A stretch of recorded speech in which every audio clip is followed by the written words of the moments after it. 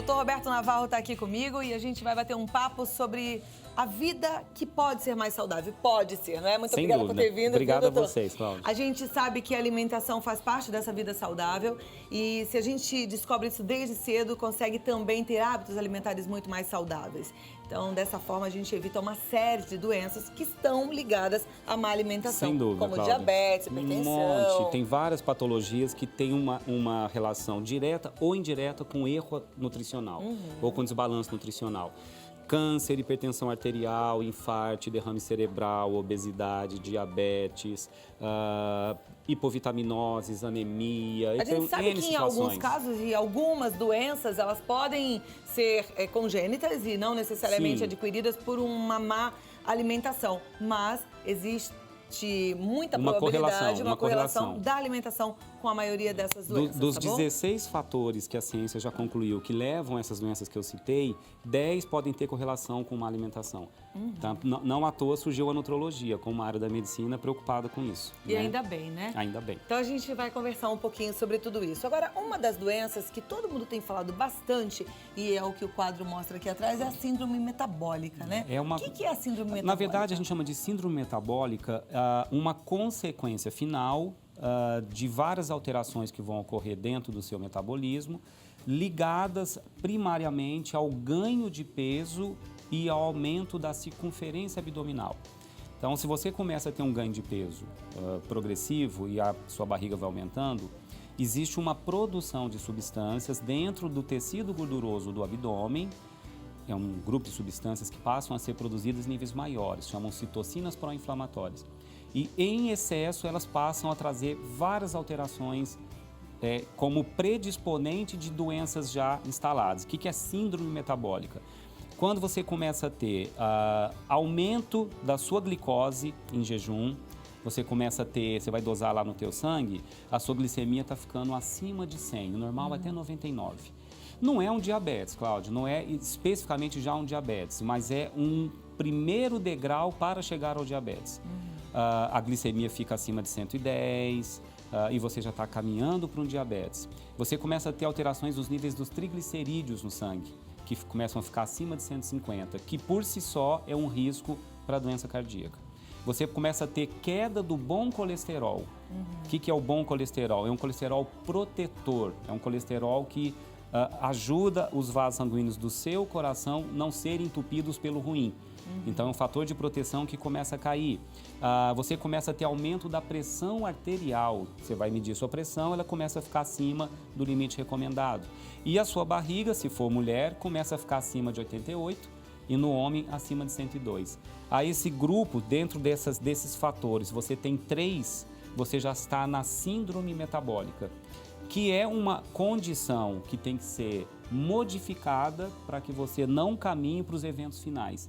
O que é o evento final disso tudo? Doença cardíaca, infarto, diabetes, pressão alta definitivamente instalada e a sobrevida, né, os riscos de morte aumentam sensivelmente.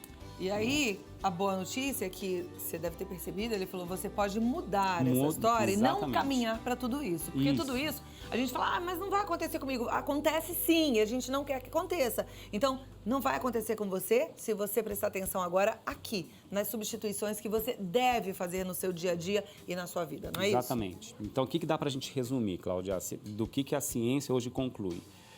Tem pelo menos uma lista de alimentos ou dicas nutricionais que vão te proteger. Existem alimentos que podem contribuir e muito para que você desenvolva a síndrome metabólica de maneira mais rápida. Uns vão te proteger, outros vão te comprometer. Te comprometer. Né? Vamos primeiro pensar nos que comprometem. Então, tá? vem aqui. Talvez a gente possa resumir em 3 grandes vilões, né? Que seria... O azeite não está no lugar errado? Não, o azeite está para cá. Tá, eu né? acho que acabou Esse colocando. aqui é É porque colocaram como tempero, né? Na verdade, como molho. O grande vilão, eu colocaria 3 diretrizes aí. O excesso de açúcar e de farinha branca refinada é um descompensador metabólico. Toda vez que a gente ingere níveis altos de um alimento que é absorvido rapidamente como glicose, existe um pico de liberação de um hormônio chamado insulina, que quando alto no teu sangue é um dos predisponentes à síndrome metabólica. Você começa a ter predisposição a diabetes, a hipertensão, a obesidade. Então, presta atenção. Onde estão esses... Às vezes você em casa fala assim, mas eu não como açúcar e eu também não como farinha. Óbvio que não, mas você de repente toma 20 cafezinhos num dia e cada um deles você coloca 2 colheres de açúcar. Se você somar o que faz no dia, é verdade. Aí você come bala. Tem gente que acha que pode passar o dia inteiro chupando bala. Conheço um monte que anda com aquela grande no bolso e come 2 daquela. E crianças também já estão... crianças também. É açúcar. Exatamente. Às vezes você come pãozinho, pão branco, é farinha de trigo. Isso. Bolacha, farinha de trigo. Farinha de trigo. Macarrão, massas, biscoito, bolacha recheada. São os refinados, os refinados. Que vão virar glicose também, né? Então tem que ter atenção com esses dois grupos. Até 50, 55% do que a gente come, das calorias, pode ser calorias vinda do carboidrato. E até 10% do total calórico do que você come pode ser vinda do açúcar. O problema é o excesso. Se você ingere quantidades baixas, não é nenhum grande vilão. O problema é a quantidade exagerada. Tem gente que ingere 70% total que come em carboidrato. E desse 30% em refinados, açúcares e refinados. Aí começa o problema. Então, dê preferência, depois vamos falar os integrais. Né? A gordura trans, que é a gordura do alimento industrializado, é um grande gerador de problemas metabólicos. Frituras e todos os salgadinhos e biscoitinhos e bolachinhas de pacote. Tem muita gordura trans.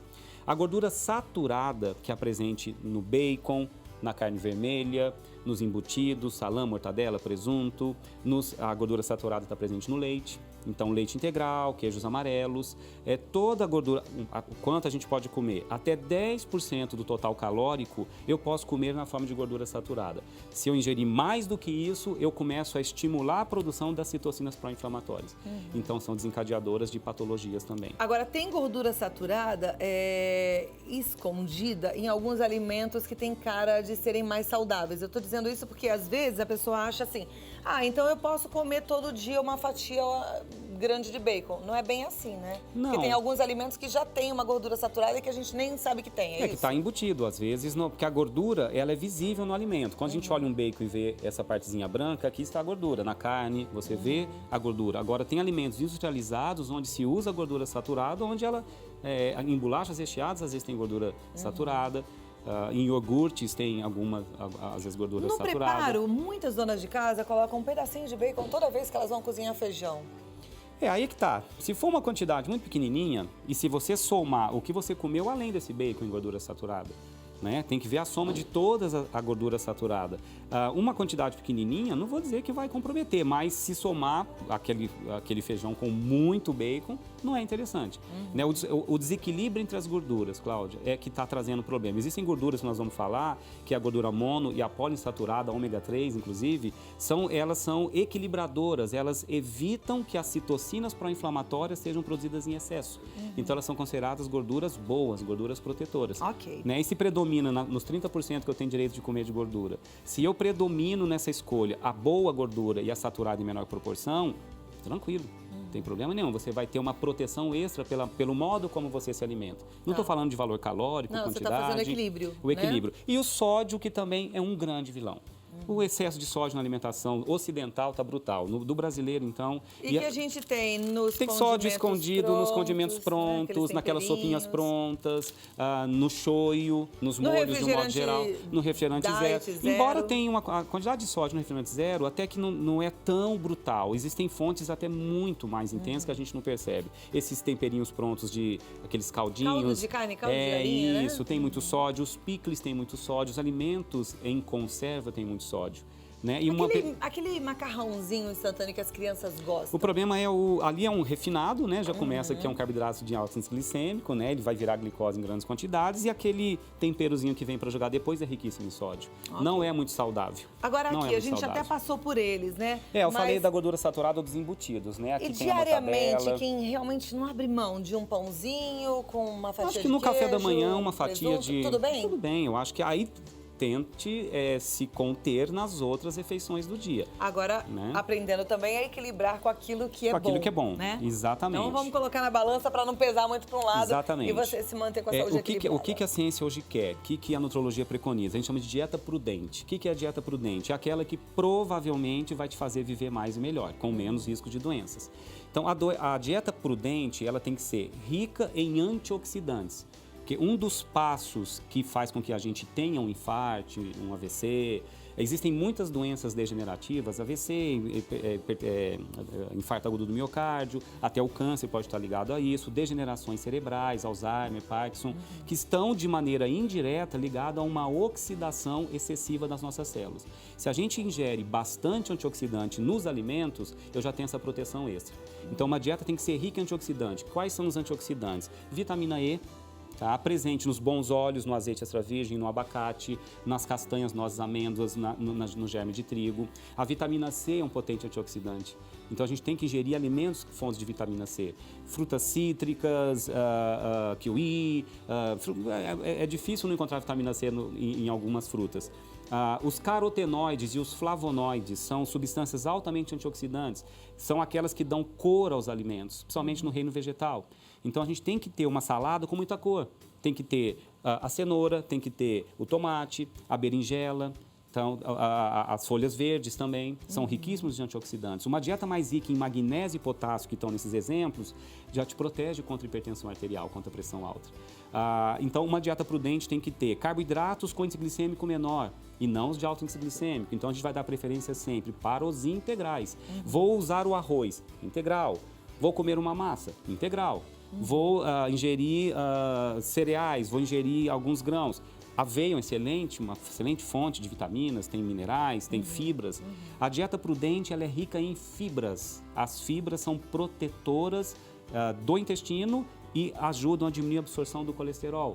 Então, uma dieta rica em fibras, não exagerada. Excesso de fibras dá estufamento, né? Mas a gente tem que comer, em média, 25 gramas de fibras por dia. O brasileiro ingere menos de 15 na proporção dos estudos. Né? Se você ingere a gordura monoinsaturada e a poliinsaturada, uma famíliazinha chamada ômega 3, em proporções maiores em relação à saturada e à trans que a gente conversou, você tem uma proteção extra das membranas das nossas células. Todo o nosso corpo, Cláudia, todas as células do teu corpo, da tua pele ao teu cérebro, todas as membranas das nossas células são formadas por lipídios, por gordura. A gordura que predomina no seu cardápio é a gordura que, em médio prazo, predomina nas membranas das suas células. E a predominância da gordura saturada estimula substâncias chamadas pró-inflamatórias que trazem todos esses riscos que a gente conversou. E a gordura mono e a ômega 3 faz um efeito inverso. Se predomina na sua membrana celular a gordura mono ou a poli, a família ômega 3, você tem muito menos quadros inflamatórios, muito menos tendência a várias doenças cardiovasculares. Então, a dieta prudente é com um bom óleo, com as boas escolhas de gordura, gorduras boas, castanhas, nozes, amêndoas, avelãs, azeite extra virgem, abacate. É rica em fibras e rica em antioxidantes. E aqui eu acho que tem exemplos bem bacanas, né, de tudo que a gente conversou. Eu vou fazer uma pausa nesse assunto, porque eu quero dar tempo das pessoas que estão em casa participarem também com a gente. Então, mande a sua dúvida, aproveita, porque tem tanta dieta, tanta coisa que a gente ouve no dia a dia, e você nem sabe se faz bem ou se você está fazendo um grande mal para a sua saúde. Aproveita para perguntar agora para o Dr. Roberto Navarro, que é nutrólogo, médico clínico geral, e está aqui e vai responder a sua pergunta já, no 0 operadora 11 2202 8432 ou direto no e-mail vidamelhor@redevida.com.br. Eu volto pra gente conversar mais, tá bom? Prazer, tá ótimo. Gostei de tudo que eu vi aqui, hein? Dá pra fazer uma substituição boa, rica e agradável, né? Nada de, é um bicho de 7 cabeças comer bem. Não, não é não. Você pode, algumas coisinhas que são gostosas, mas com moderação e sempre fazendo a compensação. E eu continuo com o Dr. Roberto Navarro, que é nutrólogo, falando sobre a nossa saúde, a relação da saúde com a alimentação. E daqui a pouquinho ele vai passar um cardápio, aquilo que você deve comer no seu dia a dia para manter a saúde equilibrada, não é verdade? Exatamente. Então, tantas vezes você fica buscando receitinha de dieta, é uma amiga que fez, alguém que te falou de uma dieta mirabolante. Então, presta atenção que você vai ouvir ouvir de quem estudou para isso, de quem é sério no que faz e faz tudo com muito amor, sobre qual é essa dieta ideal para você manter o seu corpo equilibrado e mais saudável, né? Mas tem já algumas perguntas aqui, nosso telespectador participa mesmo. Vamos lá. A Tasta Pretes, por exemplo, é de São Caetano do Sul. Ela disse que o filho dela tem 7 anos e está muito acima do peso. Ela não consegue fazer ele comer legume e saladas. Como é que ela pode começar uma reeducação alimentar com ele? As crianças, eles têm, parece que, implicância com cor, né? Eu tinha um filho que tudo que era verde não gostava. Primeiro, você tem que treinar desde a primeira infância. Eu acho que agora é uma preocupação até dos pediatras. Tentar protelar o início do açúcar, da gordura. Lógico, enquanto amamenta não tem jeito, mas quando a criança é apresentada aos alimentos, tentar evitar o açúcar e o sal e as comidas gordurosas como sugestão, porque isso não começa a criar uma dependência do próprio cérebro. Uma maneira é jogar, por exemplo, beterraba, cenoura em cubinhos, junto com feijão. Eu colocava escondidinho, lá embaixo no prato. Depois põe em cima o que eles gostam, arroz e feijão. Exatamente. E aí vai junto, tem né? alguns, você coloca beterraba ralada com carne moída e faz um hambúrguer que tem a beterraba no meio. Né? Tem algumas dicas valiosas. Eu acho que hoje tem até alguns sites, até se me permite, eu tenho um site que é o Pé da Cozinha, que é um blog que eu fiz pensando nos meus pacientes, dando dicas. Claro, vamos falar dando dele, dicas então, para isso mesmo, Cláudia. Dicas para crianças. Como é que é o contato? Pé da Cozinha. Pé da Cozinha. Com D, acessa com D, pédacozinha.com.br. Aí o site chama Pé na Cozinha, porque o acesso tem que ser com D. O meu tá escrito por Roberto Navarro, tá? Dicas para celíacos, quem tem intolerância a glúten, intolerância à lactose, crianças, para quem quer perder peso. Olha quanta pergunta tá chegando aqui tudo de uma vez só. Vamos lá. Vamos embora, então. E tem que apresentar os legumes para os filhos, sim, porque senão eles crescem com menos minerais e vitaminas. Tá, joia. A Maria Su, ela diz, boa tarde, sempre ouvi falar que era bom os idosos comerem castanha do Pará, mas qual é a quantidade diária dessa castanha para um efeito saudável na vida de um idoso com mais de 70 anos? Até 2 castanhas ao dia pode diminuir a chance de alguns tipos de cânceres. Então, até 2 castanhas ao dia. Mais que isso já é muito? Não precisa. Para o efeito benéfico dele, 2 são suficientes. Tá. E se a pessoa gostar muito, ela pode comer no máximo quantas? Não, se ela não tiver problema com peso na balança, ela pode comer até um pacotinho. Mas se ela tiver obesa, não, porque é calórica. E bem calórica, Bem né? calórica. Então, como prudência, eu diria 2. Eu como 3 por dia, Tá daquelas bom. grandes. Mas você tá bem, não Se tá for obesa. pequenininho, eu como 4. Se for um idoso obeso, tem que tomar cuidado. A Silvia Cine, ela diz, boa tarde, Cláudio e Dr. Roberto, tenho 53 anos, gostaria de saber se comer uma colher de sopa de farinha de linhaça misturada com uma banana todos os dias faz algum efeito no nosso organismo. Olha, fantástico, porque a linhaça aí tem a gordura ômega 3, também na forma vegetal, é uma fonte de fibra, né? Muito bacana. A banana é a fonte de potássio, de vitamina B6, de magnésio, e é uma fruta excelente. Então, eu acho que é uma boa escolha. Melhor isso do que comer um salgadinho de pacote ou uma bolachinha recheada. Muito bem. Maria das Graças Moreira. Cláudia, pergunte ao médico se tem fundamento que o brócolis não é um bom alimento para o intestino. Algumas pessoas têm uma dificuldade na digestão de algumas substâncias presentes nos alimentos. Então, existem, isso não são todos, tá? Então, no repolho, no brócolis, nos feijões, existem algumas películazinhas que algumas pessoas têm dificuldade em digerir. Para estas pessoas, o brócolis não é recomendado.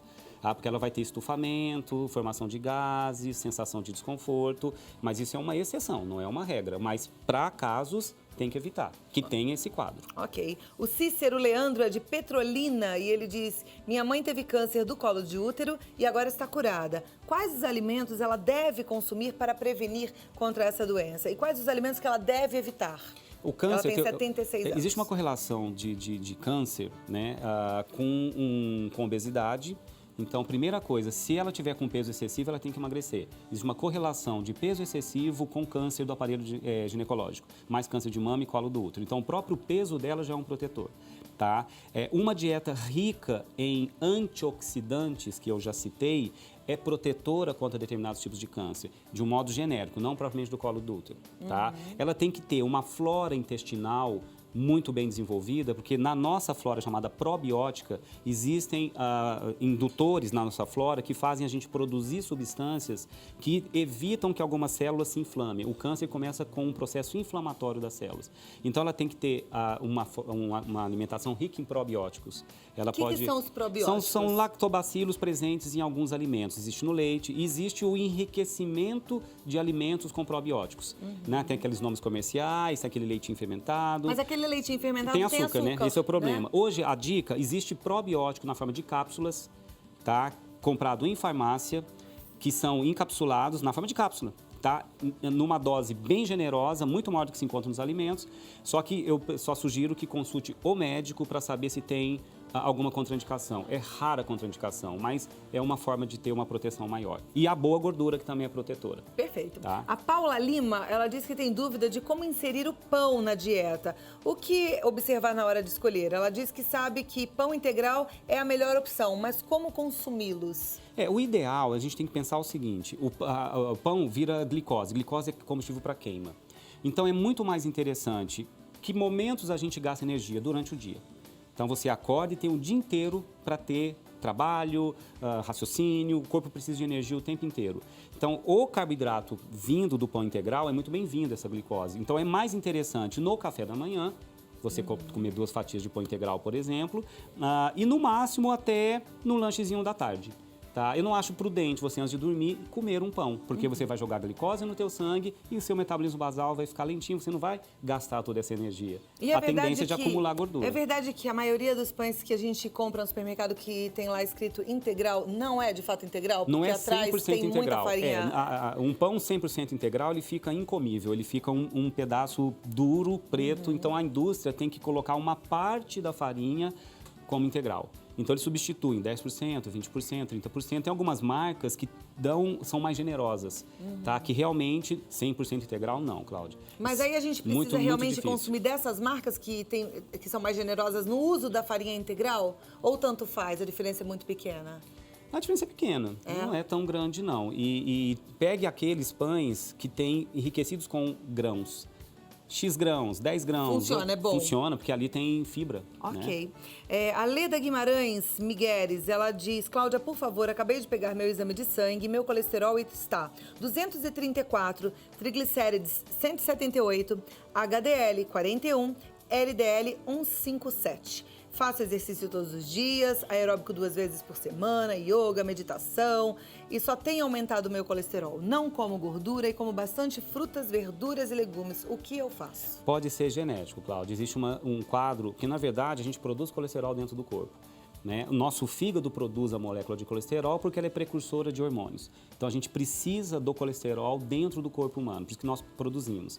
E parte do colesterol que está no nosso sangue vem do que a gente come, até 30% do que está no teu sangue. Tem pessoas que não ingerem gordura, e o colesterol está na gordura animal, não está na gordura vegetal. Então, carnes, leite, manteiga, o ovo tem, mas o colesterol do ovo está inocentado. Ela pode estar tendo uma produção excessiva de colesterol no fígado dela. Isso chama dislipidemia familiar. Aí o problema não é o alimento, o problema é a genética dela. E nestes casos, se ela ainda come muito colesterol por boca, ela vai aumentar muito mais do que está. Ela está no que a gente chama de colesterol limítrofe. Se ela tiver histórico familiar de doença cardíaca, os pais, irmãos, tios, infarte, AVC, ela tem que jogar esse colesterol ruim, que é o LDL, para menos de 100. Tá? É óbvio que ela vai conversar com o médico dela para isso, mas tem casos em que tem que ter um medicamento para controlar alimentação e medicação. Aí é difícil opinar porque eu não sei se a dieta dela está 100% correta.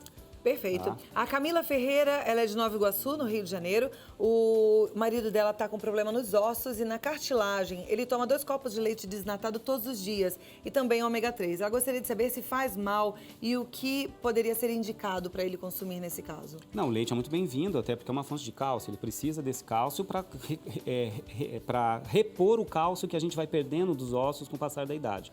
Então, a fonte mais generosa e mais facilmente absorvida de cálcio são os lácteos. Então, se ele não tem intolerância à lactose, não tem alergia ao leite, é uma excelente fonte de cálcio. Ele manteria isso. Não teria que ter nenhum outro problema. Para cartilagem, ele precisa de ingesta de proteína para formar cartilagem, para renovar. Na verdade, a cartilagem é um tecido parecido, rico em colágeno. Tá? Colágeno é uma proteína, para ser produzido, precisa de um aporte proteico adequado. Às vezes tem pessoas que ingerem na sua alimentação diária uma quantidade baixa de proteína, seja de origem vegetal, seja de origem animal.